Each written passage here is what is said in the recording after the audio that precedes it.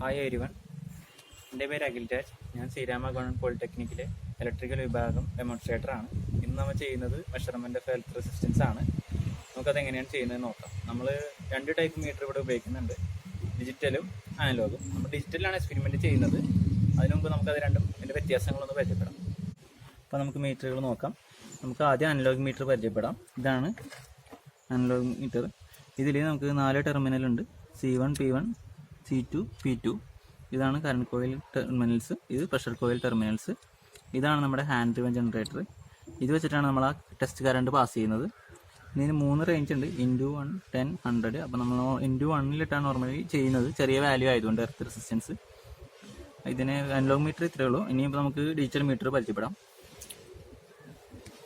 ഇതാണ് നമ്മുടെ digital metre earth റെസിസ്റ്റൻസിൻ്റെ. ഇതിലും ടെർമിനൽസ് സെയിം തന്നെയാണ്, അതിൻ്റെ പേര് മാത്രമേ വ്യത്യാസമുള്ളൂ. E1, E2, P1, P2 ആണ്. നേരത്തെ C1, C2, P1, P2 ആയിരുന്നു. ഇത് നമ്മൾ ടെസ്റ്റ് ചെയ്യുന്നത് ഹാൻഡ് ഡ്രിവൻ ജനറേറ്ററിനില്ല. അതിന് പകരം ഒരു ടെസ്റ്റ് സ്വിച്ച് ആണുള്ളത്. ഈ ടെസ്റ്റ് സ്വിച്ച് പ്രസ് ചെയ്ത് പിടിക്കുമ്പോൾ നമുക്കിവിടെ റീഡ് ചെയ്യും എർത്ത് റെസിസ്റ്റൻസ്. അങ്ങനെയാണ് ഈ മീറ്ററിൻ്റെ വർക്കിംഗ്. നമുക്ക് ഇതുപോലെ തന്നെ ഇവിടെ റേഞ്ച് സെലക്ട് ചെയ്യാൻ പറ്റും.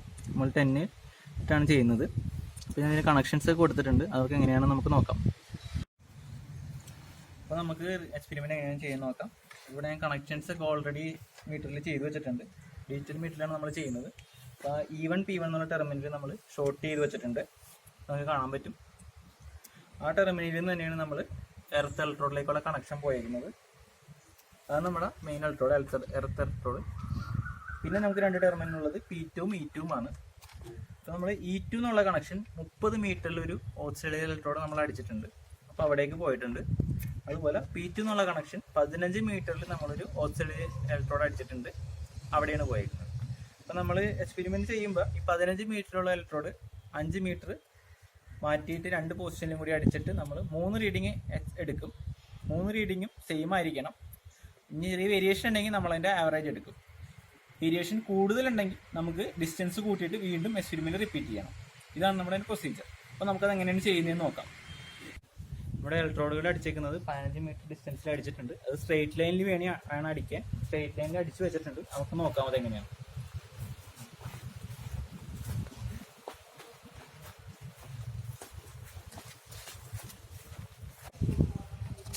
ഇതാണ് നമ്മൾ 15 മീറ്ററിൽ അടിച്ചിരിക്കുന്ന ഇലക്ട്രോഡ്. P2ലേക്കാണ് ഈ ഇലക്ട്രോഡ് കണക്ട് ചെയ്തിരിക്കുന്നത്.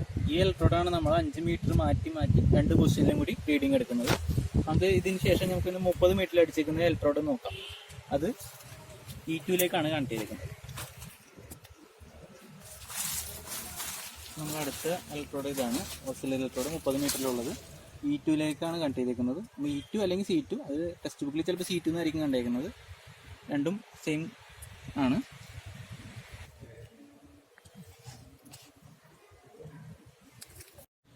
അപ്പോൾ നമ്മൾ ഇലക്ട്രോഡെല്ലാം കണ്ടു. 15 മീറ്ററിലും 30 മീറ്ററിലും അടിച്ചത്.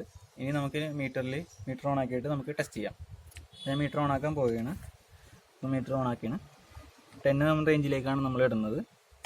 10 റേഞ്ചിലിട്ടു. ഇനി നമ്മൾ ടെസ്റ്റ് ബട്ടൺ പ്രസ് ചെയ്യുമ്പോഴാണ് നമുക്ക് റീഡിങ് കിട്ടുന്നത്. അപ്പോൾ ടെസ്റ്റ് ബട്ടൺ പ്രസ് ചെയ്ത് പിടിക്കാൻ പോവുകയാണ്. അപ്പോൾ നമുക്ക് 4.16 ഓമാണ് നമുക്ക് കിട്ടുന്നത്.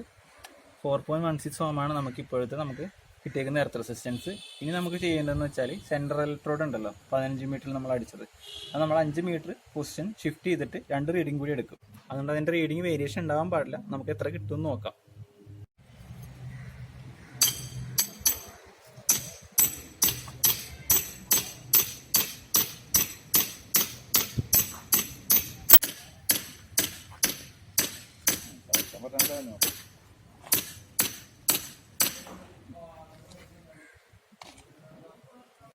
അപ്പോൾ നമ്മൾ 5 മീറ്റർ മാറ്റി ഓക്സിലറി ഇലക്ട്രോഡ് അടിച്ചിട്ടുണ്ട്. അപ്പോൾ നമ്മൾ കണക്ഷനൊക്കെ കൊടുത്തിട്ടുണ്ട്. അപ്പോൾ ഇനി നമുക്കൊന്ന് ടെസ്റ്റ് ചെയ്ത് നോക്കാം. 5 മീറ്റർ മാറ്റി നമുക്ക് വാല്യൂ എർത്ത് റെസിസ്റ്റൻസിൻ്റെ വേരിയേഷൻ ഉണ്ടോ എന്ന് ഞാൻ ടെസ്റ്റ് ചെയ്യാൻ പോവുകയാണ്. നമുക്ക് കിട്ടിയ വാല്യൂ 4.33. ചെറിയൊരു വേരിയേഷനേ ഉള്ളൂ, അത് നെഗ്ലിജിബിൾ ആയതുകൊണ്ട് നമുക്ക് കുഴപ്പമില്ല.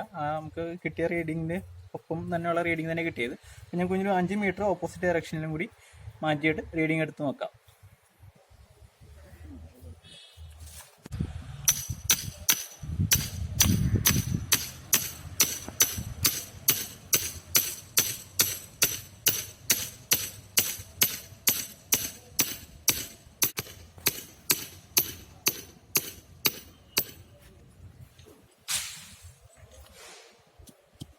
ഞാൻ T2ലേക്കുള്ള കണക്ഷൻ കൊടുക്കുകയാണ്.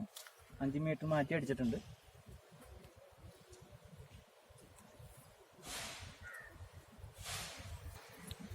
അപ്പോൾ നമുക്ക് വീണ്ടും ഓപ്പോസിറ്റ് ഡയറക്ഷനിൽ 5 മീറ്റർ കൂടി മാറ്റി വെച്ച് റോഡ് അടിച്ചിട്ടുണ്ട്. ഞാൻ കാണിച്ചു തന്നെ നിങ്ങൾക്ക്. അപ്പോൾ നമുക്ക് ഇനി റീഡിങ് എത്രയാണ് കിട്ടിയെന്ന് നോക്കാം. 10 റേഞ്ച് നോർമൽ റേഞ്ചിൽ തന്നെ ഇട്ടിട്ടുണ്ട്. ഞാൻ ടെസ്റ്റ് ചെയ്യണം. നമുക്ക് കിട്ടിയത് 4.05 ആണ് നമുക്ക് കിട്ടിയ റീഡിങ്. അപ്പോൾ 3 റീഡിങ്ങും ഏകദേശം സെയിം റേഞ്ചിലാണ് കിട്ടിയിരിക്കുന്നത്. അപ്പോൾ നമുക്ക് അതിൻ്റെ ആവറേജ് എടുക്കാം. അപ്പോൾ എന്നിട്ട് അതിൻ്റെ കറക്റ്റ് റീഡിങ് കിട്ടും. നമ്മുടെ എർത്ത് റെസിസ്റ്റൻസ് മെഷർമെൻറ്റ് ചെയ്ത് കഴിഞ്ഞു. നമുക്ക് കിട്ടിയ വാല്യൂ 4.16 ആണ്. അത് ആവറേജ് വാല്യൂ ആണ്. അപ്പോൾ നമ്മൾ 3 റീഡിങ്ങും ഏകദേശം വിത്തിൻ റേഞ്ചിലാണ് കിട്ടിയത്. 5 ohm താഴെയാണ് കിട്ടിയത് കൊണ്ട് നമുക്ക് നമ്മുടെ വാല്യൂ ശരിയാണെന്ന് ഉറപ്പ് വരുത്താം. അപ്പോൾ നമ്മൾ ഇത്രയും നേരം ചെയ്ത ക്ലാസ് എല്ലാവർക്കും മനസ്സിലായിട്ടുണ്ടെന്ന് വിചാരിക്കുന്നു. അപ്പോൾ എല്ലാവർക്കും നന്ദി.